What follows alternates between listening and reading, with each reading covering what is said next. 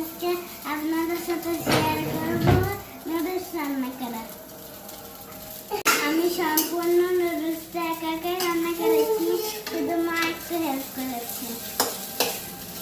এই যে আমার নুডলস প্রায় হয়ে গিয়েছে, এখন আমি ঢেলে নেব। আমি এখন চুলা থেকে নামিয়ে নিয়েছি, এখন আমি খাবো। আমি এখন এই নুডলসটা পরিবেশন করবো সবাইকে।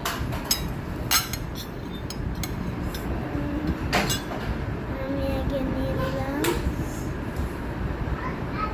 এই যে মনে হচ্ছে কি আমি হচ্ছে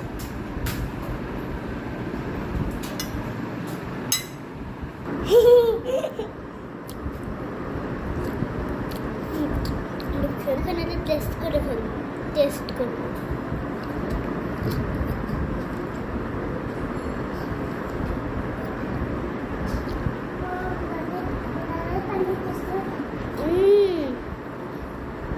অনেক ইয়াম্মি হয়েছে আমার নুডলসটা।